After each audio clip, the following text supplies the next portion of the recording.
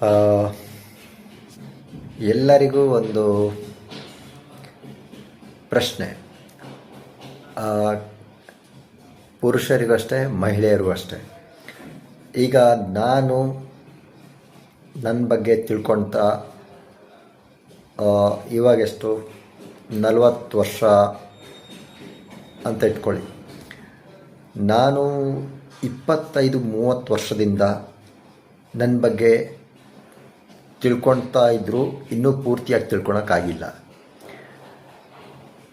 ಮದುವೆ ಆಗಿ 6 ತಿಂಗಳು, ವರ್ಷ, 2 ವರ್ಷದ ಒಳಗೆ ನನ್ನ ಬಗ್ಗೆ ಪೂರ್ತಿಯಾಗಿ ತಿಳ್ಕೊಬೇಕು.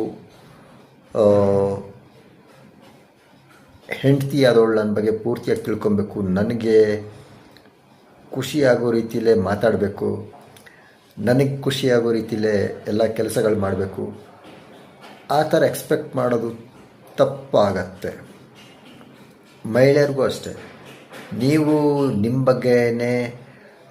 ಬಗ್ಗೆ ತಿಳ್ಕೊಳೋಕ್ಕೆ, ನಿಮ್ಮ ಮನಸ್ಸಿನ ಬಗ್ಗೆ ತಿಳ್ಕೊಳೋಕ್ಕೆ ನಿಮಗೆ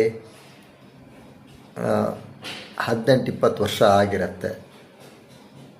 ಗಂಡ ಆದವನು 1-2 ವರ್ಷದಲ್ಲೇ ನಿಮ್ಮ ಬಗ್ಗೆ ಎಲ್ಲದೂ ತಿಳ್ಕೊಬೇಕು. ಮನೆಯಲ್ಲಿ ಯಾವ ಥರನೂ ಗಲಾಟೆಗಳೆಲ್ಲ ಆಗಬಾರ್ದು.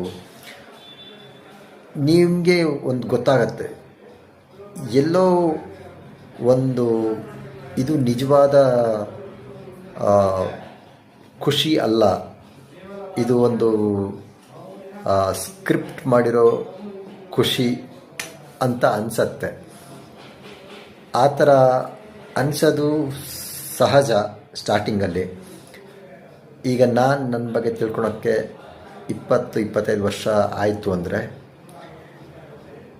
ನಿಮ್ಮ ಗಂಡ ಹೆಂಡತಿ ಬಗ್ಗೆ ತಿಳ್ಕೊಳೋಕ್ಕೆ ಒಂದು 15-20 ವರ್ಷನಾದರೂ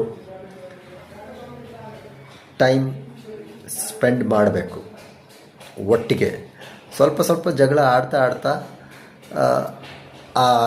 ಒಂದು ಸಲ ಯಾವ ಕಾರಣಕ್ಕೆ ಜಗಳ ಆಡಿದ್ರಿ ಮತ್ತೆ ಅದೇ ಕಾರಣಕ್ಕೆ ಜಗಳ ಆಡಬೇಡಿ. ಜಗಳ ಆಡಬೇಕಾದ್ರೆ ಕೂಗಾಡಂಗಿಲ್ಲ, ಬೈಯಂಗಿಲ್ಲ, ಹೊಡೆಯಂಗಂತೂ ಇಲ್ಲವೇ ಇಲ್ಲ. ಗಂಡನೂ ಹೊಡೆಯಂಗಿಲ್ಲ, ಹೆಂಡತಿನೂ ಹೊಡೆಯಂಗಿಲ್ಲ.